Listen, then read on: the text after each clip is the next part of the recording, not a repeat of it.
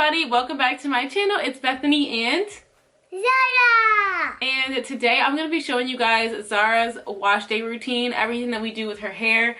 We recently just took out all the braids that she had in her hair. I'll show you guys what her hair looked like before. She had so many braids and beads in her hair, and it was in there for like a month and a half. So it was time to take them out and time to wash this hair. So I just put it in a dookie braid and so she could sleep. We're getting ready to do it. So the first thing that I'm going to do, we're sitting at my vanity and I am going to pre-detangle her hair. And so yeah, after mommy does my hair, mommy's gonna make me food, right? Yes, I'll make you food. Thank you. Okay guys, let's get started. So I'm starting off obviously by taking out this dookie braid, and you guys will see Zara has a lot of hair, okay? A lot of hair. And so I try to be patient and take my time with it so I can make sure I'm taking care of it properly. So her hair literally is very, very long. I actually am going to trim it in this video. I won't show it just because that's not what we're doing, but look how long her hair is. It is so long and she loves it. She wanted to keep it down because she said she wanted to stay looking like Moana.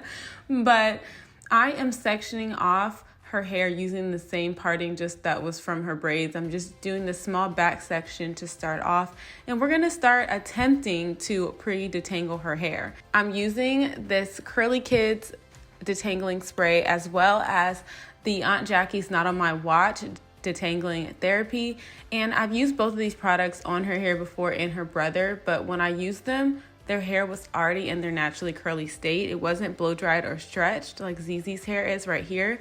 So I quickly found out that basically this just made her hair revert, and it actually made it harder to detangle, and it would have been easier in its already stretched out state. So you live and you learn. You'll see her curls kind of start to revert here, but I know typically we do start detangling the hair from the ends and working the way up like you see here.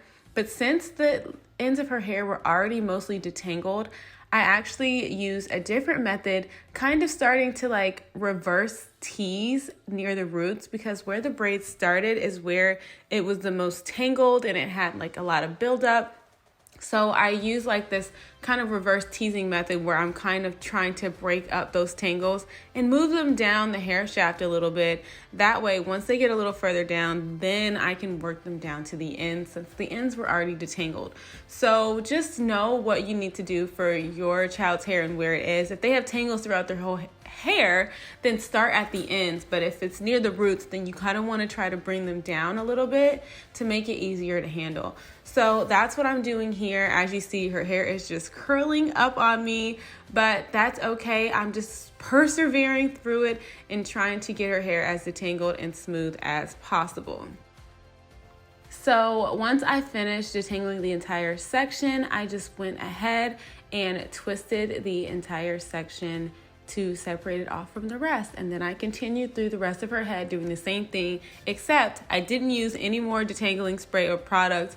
I just went through and kind of roughly detangled her hair, and then I trimmed the ends like I told you I was going to do. Hey you guys, so I'm here with Zara and all this hair, the little underlayer at the back, that's actually the longest. I sprayed the detangling spray on it, but I didn't quite like how it was making the hair curl up. It was actually making it harder to detangle. I could see if her hair was already in its curly state, but because it's already kind of blow dried from the braids, it was just, it was just easier for me to kind of comb through without it. I didn't comb through the roots of her hair where like it was braided. It was, you know, braided and then grown out. I didn't comb through those parts dry because that's going to be easier to get once we're actually already washing it. But I wanted to trim her ends. I didn't show that because that's not what this video is about, but I did want to trim her ends as well. So that's kind of what I did. Now it just looks crazy, but like I said, like the part back here, you know, we're just totally shrunken up, but you can see how long her hair has grown, and we just trimmed it These are the pieces that she cut herself, so they're growing back out in the front of her hair. Why are you making that face, silly girl? But anyway, we're gonna take a quick break for a snack while I charge my camera, and then we are going to wash this hair. So I'm gonna show you guys everything that I do, because y'all have been asking me, what do y'all do? What do I do for my daughter's hair? I'm gonna show you guys everything that I do, everything that I use, and how we get this into a manageable situation, and just tips also on how I keep her hair growing healthy and strong. So let's go. Now it is time to wash Zara's hair, and the first thing that I'm doing is completely saturating her hair with water. When the hair has not had moisture on it for a while and it has product buildup, sometimes the hair does not want to take water and absorb it right away, which is totally normal. So before you go in with shampoo, make sure that you really take the time to make sure the hair is saturated with water, and that'll make sure that the shampoo can actually do its job. So that's what you see me doing here. I'm just literally putting water on her hair. I'm getting it all up in the mix. It actually took a couple of minutes to make sure that her hair was really, really wet. So now that I have her hair nice and wet, I'm going to go ahead and go in with the shampoo. And the shampoo that we're using today is by TGIN, Thank God It's Natural, and it's a Miracle Repair Strengthening Shampoo. And I'm going ahead and applying this directly to her roots. Her roots are the part of her hair that has the most buildup, that is just the most dirty and needs help. So I'm putting the shampoo and working it into her roots, and then I'm going to be working in her hair in a downward motion. I know a lot of times you see people shampoo hair and it's just all like they're just mashing it all around, but that just creates way worse tangles. So you want to get it into those roots and then work in a downward motion. You see me adding water and then more shampoo because water actually expands shampoo. You can move it around the hair easier when you add water to it. But here you see me, I'm using my nails and going at the roots in a downward motion to really break up that buildup around her scalp. And at the doing here, you want to make sure that you get the hair nice and clean, because that is the point of shampooing. The ends of her hair, of course, they're going to have some product buildup as well, but the shampoo that actually rinses down from her scalp will get that hair clean enough. So I'm really focusing on these roots, making sure that I just pay close attention and get all the buildup out of her hair. Next, I am rinsing the shampoo out of her hair. I am just doing a very quick rinse for this first run because I actually am going to repeat this entire process and shampoo her hair again just to make sure it's really, really clean, because again, it had been like a month and a half since her hair was in that style, and I just want to make sure it's clean. So we're doing a wash, rinse, repeat situation. Shout out to Ethan Kraft from Lizzie McGuire. If you know, you know. But anyways, I am just rinsing her hair, and I want to make a note about rinsing. I am doing this twice, but when you actually are rinsing the hair, you want to make sure that you're getting all the shampoo out of the hair. I literally cannot stress this enough. If you leave shampoo in the hair, it can be very, very drying on the hair.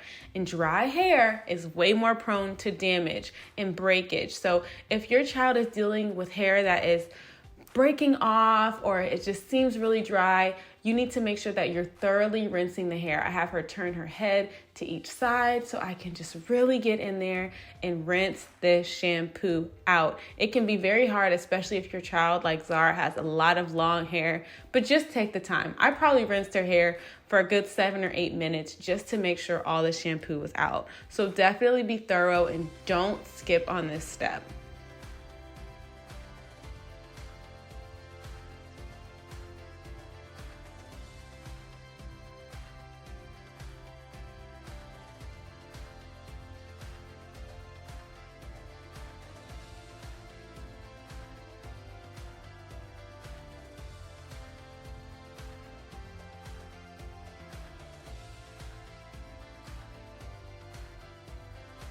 Conditioner, I hate the way this conditioner smells. It smells like medicine, but I have a lot of it left and Zara has a lot of hair, which needs a lot of conditioner. So I started off putting the conditioner on her hair thinking she was gonna be fine here at the sink. And this girl is like, can I sit up please?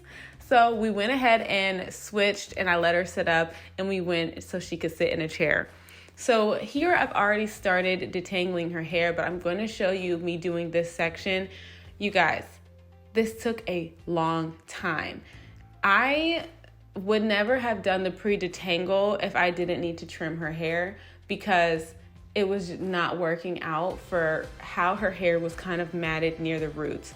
So again, I'm using the technique where I'm taking a wide tooth comb and I'm kind of reverse teasing those tangles.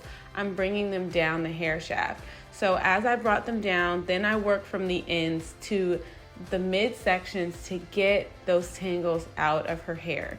It took a long time to do this. It probably took a good 45 minutes to an hour just to get her hair detangled with the conditioner in it at this step. So Zara's hair was very tangled, but it's worth the patience and time, because if you style your child's hair with tangles in it, again, you're making their hair a lot more prone to more further damage and to breakage. So just be gentle with their hair. You want to make sure that when you are combing through the ends, you are grasping at the top of their hair. That way you're relieving that tension from their scalp. Zara was complaining while I was doing her hair, but it was a lot less because I was really holding it with the tension. And I started out with the wide tooth comb, and then I went to a wet brush. And the wet brush, really, she barely ever complained at all when using it. So it was a really good tool to use. I also like to use a Denman brush sometimes.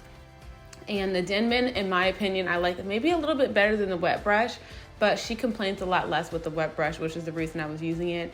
But after I got a section finally detangled, I would twist it up and I would move on to the next. So finally, Zara's hair is clean and it's rinsed. The conditioner's rinsed out her hair, and it's just finally in a good place. I hope you guys enjoyed the first part of this series on wash day and detangling for Zara's hair. Tomorrow's video will be all about how I am styling her hair after finally getting it clean and detangled. It was a long time coming, but we finally got her hair ready to style. So stay tuned for tomorrow's video. I hope you guys learned something and found it helpful. Let me know down below if you did, and I'll see you guys in my next video tomorrow.